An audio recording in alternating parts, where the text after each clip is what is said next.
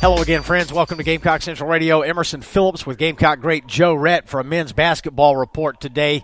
Joe, we've had several days now to sort of wrap our brains around South Carolina's 4-overtime home loss to Alabama on Tuesday night. And, you know, Joe, I think there's a couple of ways of looking at this. One, you could criticize the Gamecock basketball team for a very poor shooting effort in the first half, one of the worst I've ever seen, frankly, 3 for 30 in the first half for the Gamecock men's team Tuesday night in that loss to Alabama. But, you know, the flip side of that coin is that the Gamecocks showed a lot of heart and came back from a 17-point second-half deficit and put the game into overtime. But then again, you know, Carolina had a 7-point lead in the second OT and wound up blowing that and lost the game in 4 overtime. So, Joe, where do you stand with this Gamecock men's team right now? You know, last week here on Gamecock Central Radio, we were talking about possibly running the table and winning the SEC regular season championship. And after watching Tuesday night's game, Joe, I'm questioning the likelihood of that. I'm still positive about that, but to be honest, was that a bad loss the other night against Alabama? Absolutely. Came out a little flat, you know, on both ends of the ball. We didn't shoot the ball well. And we didn't play our normal, you know, hard-nosed defense that we normally play. And that is to be a concern of mine right now. We're just not clicking defensively. We're giving up open threes. We're giving up open drives. They're not communicating, and the rotation seems to not be there. But on the flip side of that, I think we will be okay. Is there a lot of concerns? Yes. When you think about the other night game, I hate it for the guy, Sindarius Stonewall. We spoke on him so much this year about how well he's been playing, how well he's carrying his team, and for him to have such a monumental game the other night, 44 points and 21 rebounds, one of the best games overall in Gamecock history, and for them to come back and lose that game, it won't be as remembered as if they came back and won it. So I hate it for him and also for the team to only get, between him and PJ, I believe they had 65 of the 86 points. And to go on 4 overtime, that's not good. We continue to say that somebody has to step up. Dwayne Ellis, I think he shot 1 for 11 for the game. The bench wasn't there. Silver was in foul trouble again. It's getting too late in the year. We're going to start clicking sooner or later if we want to make a run in the tournament. An historic night for Sindarius Thornwell, albeit in a losing effort. 44 points, that's the 4th highest total in Gamecock history for a single game, and 21 boards for Thornwell, who is 3rd in the conference in scoring right now, and he's in the top 10 in every statistical category in the SEC. And he's one of the 2 frontrunners for the SEC Player of the Year award, along with Malik Monk from Kentucky. So, you know, heartbreaking for Thornwell to give that kind of a performance and for the Gamecocks to come up short in 4 overtimes. And 21 from Dozier, as you mentioned, Joe, and the rest of the team scored 21 points. And you mentioned Dwayne Notice, 1 of 11 from the floor, 1 of 7 from 3, and he and Mackey and others missed open threes throughout the later stages of the game and in all 4 of the overtime periods where just one made shot could have potentially given South Carolina a win. So, Joe, I believe I read this week that Notice has combined to score 20 points in the 5 Gamecock losses. So we talked about it after the game. You and I texted after the game the other night, and, you know, Thornwell appears to be South Carolina's rock. Dozier is going to be a good scorer, and it seems at this point that the rest of the role players, that's Notice, that's Justin Mackey, Chris Silva, Mike Kotsar, Raffelder, and others, Hassani Gravett, their performance down the stretch is going to determine just how far this Gamecock team can go. Absolutely. I think Frank, I'm not 100% sure, but I think Frank mentioned after the game about he worked them too hard he pushed them too much a little bit and took their legs away. That can happen, but it's hard for me to believe this time of the year that they're practicing that hard. You know, Frank does that sometimes, you know, just to try to get reel the guys back in, try to get their attention, and sometimes he does do that. But this team should be, are we young in some areas? Yes, and we're old. We got some good guys, some leaders in the beginning. We talking about Sindarius. They shouldn't have to go through that right now, but for the most part, this team we got to get some scoring. We're getting too many spells where we just not getting no offensive production out of anybody outside of Sindarius, and we cannot continue to do that. So we got like 7 games left before the SEC tournament starts up, and some kind of way, you know, it surprises me as well being at home. You usually shoot the ball well at home.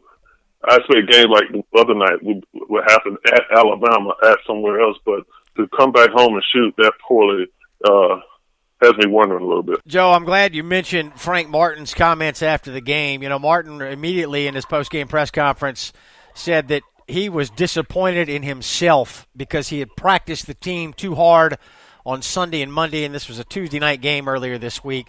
So that was my first thought. You know, is Martin trying to deflect some criticism away from his players and onto himself, or do you think he really, in fact, practiced the team too hard? You told me after the game that you'd be surprised if he was practicing them this hard this late in the season, particularly with just 2 off days, you know, in between games for South Carolina this week. They beat Georgia on Saturday and then turned around and hosted Alabama Tuesday night. So what do you think, Joe? You know, is this a smokescreen from Frank Martin? Is this a veteran coaching tactic, or do you think he's telling the truth? It's hard to say with Frank sometimes. He may have saw something leading into that game where the guys were just not focused. And he saw against Georgia that the defense wasn't there as well. So I'm not 100% sure. I didn't talk to any of my sources or anything about was it true or not. But either way, if he's telling the truth, that's good. I mean, that's what you want out of your coach. That's to let you know, as a player, that coach is standing up for me. He's making sure that he's not just covering up for us, but just making sure that we need to do what we need to do because this guy has our back. So that's the way I look at it, and hopefully that he didn't wear those guys out that much, you know, this late in the season. Frank easily could have come into that press conference and lamented the 3 for 30 shooting in the first half, 10% in the first half. Joe, I don't know that I've ever heard of a worse shooting percentage by an entire team for an entire half of basketball. Coach Martin could have talked about that. You know, he could have talked about losing a critical game at home that the Gamecocks really needed. You know, for South Carolina to win the SEC this year, they're not going to be able to lose any more games like this, particularly at home. But instead of that, he chose to take it on himself and say, first and foremost, he was disappointed with himself because he'd practiced the team too hard Sunday and Monday, and he saw tired legs, and nobody was able to make a shot for much of the ball game. Difficult game to watch Tuesday night. But, Joe, you don't want to knee-jerk react, and I feel like I'm doing that to some degree here. So we're going to close the book on this Alabama game. It is just one loss, and let's talk about that, Joe, turning our attention to what I believe is the biggest test of the season now for South Carolina. Tomorrow night, 8 o'clock, a Saturday night game at Mississippi State. The Gamecocks are 3-10 all-time in Starkville. And to me, Joe, this is the test of the year of the Gamecocks' character. How will they be able to rebound from that loss to Alabama? Got to get back on the winning track, and they'll have to do it on the road in Starkville tomorrow. This is a good test for them to see exactly where they're really at. Are we as good as we claim to be? Are we as good as the papers are saying that we are? And this is a true test for us to go down to Starkville, which has been always a tough place to play ever since when I was in school. And you got a coach in Ben Howland who was a really, really good coach at UCLA. He slipped towards the end, but again, we spoke before about how the SEC is now with all these good coaches. You got Avery Johnson, Bruce Pearl, Frank Martin here. We got the coaches intact in the SEC, but again, this is a tough test for us on Saturday. I think this team has been playing really, really good at home in conference play, even though they lost 3 of their last 4 games overall in the past 4 games, but they have been winning. I've looked up some of their games in the SEC so far. They have been winning pretty good at home against some of the SEC opponents. So tough game for us tomorrow evening, late game, I believe, tomorrow night.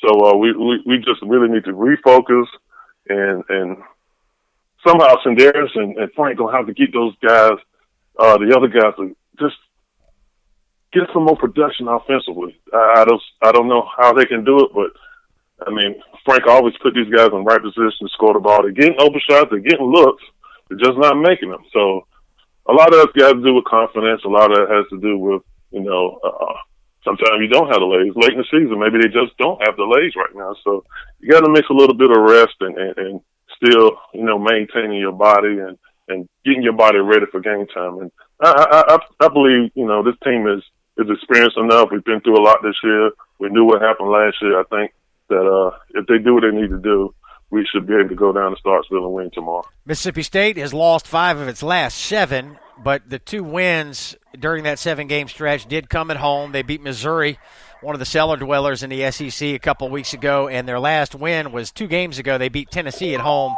last week, coming off a 6-point loss to Auburn. Auburn pretty well handled Mississippi State at Auburn on Tuesday night of this week. So Mississippi State 14-9 overall, 5-6 in the league. The Gamecocks are 19-5 overall, and tied for first with Kentucky and Florida at 9-2 in SEC play. And the Gamecocks 19-5 overall, ranked 16 in one poll this week. But that figures to change with the loss to Alabama this week, and obviously depending on what happens at Mississippi State tomorrow night. So, Joe, you're right. 7 games left in the regular season here for the Gamecocks, and Carolina in this 3-way tie with Kentucky and Florida. The Gamecocks do not play Kentucky again this year, but they will travel to Florida in a couple of weeks. So let's give you the remainder of the South Carolina schedule. Saturday night, 8 o'clock tip on ESPN2 at Mississippi State. Then the Gamecocks will play at home on Wednesday night against Arkansas, 6:30 tip on the SEC network. And the last 5 will be at Vanderbilt, at Florida, home against Tennessee, home against Mississippi State, and then at Ole Miss to wrap up the regular year. Gamecock Central Radio here. Emerson Phillips with Gamecock great Joe Rhett. We invite you to download the Gamecock Central Radio app that's available on the App Store and on Google Play. We got this free phone app that allows you to listen to our free podcasts on your cell phone, anywhere you receive cell phone service. To subscribe to our podcast, search for Gamecock Central Radio on iTunes, SoundCloud, and other popular services, or visit radio.GamecockCentral.com. Joe, what to look for against the Bulldogs tomorrow night? Mississippi State has not been playing well. They've lost 5 of 7, but you got to believe they're going to be charged up and ready to play a ranked opponent in their building. They know they've had success against South Carolina in their gym in recent years, and Mississippi State trying to get to 500 in conference play. Big game for both teams. Absolutely, big game for both teams. Anytime you got a ranked opponent coming into your hometown, you're going to have the energy of the fans. Your fan base will be excited. You're going to be excited. I expect just a different atmosphere, which will be a good test for this Gamecock team. We was controlling our own destiny, and we blew that opportunity the other night against Alabama. So what we need to do is get back on track, take one game at a time, and go out and handle this Mississippi State team. It's a team that, like you said, we will see this game again in 2 weeks. So you don't want to go there and lose, but they'll come here within a couple of weeks and have another confidence. But I lost the control of our destiny by having that 1 game lead against Kentucky and Tennessee. But we can't worry about everybody else right now. We got to handle our business, take one game at a time, and let the chips fall where they may. Because you never know. Florida and Kentucky have 7 more games as well. So let's handle our own business, and we'll see how things fall towards the end. All right, gut check for the Gamecocks tomorrow night at Mississippi State. Will there be a hangover from the 4 overtime loss to Alabama, or will the Gamecocks return to the form that they had showed prior to that Alabama game? We'll find out 8 o'clock tomorrow night in Starkville. Joe, great talking basketball with you. Good show today. We'll do it again next week. Okay, Emerson, we'll talk. Go Gamecocks tomorrow night. All right, that's my man Joe Rhett, and I'm Emerson Phillips. This is Gamecock Central Radio. We'll come back next week. We'll review this Mississippi State game, and we'll look ahead to Arkansas and Vanderbilt next week on Gamecock Central Radio. Thanks for being with us, and have a great weekend.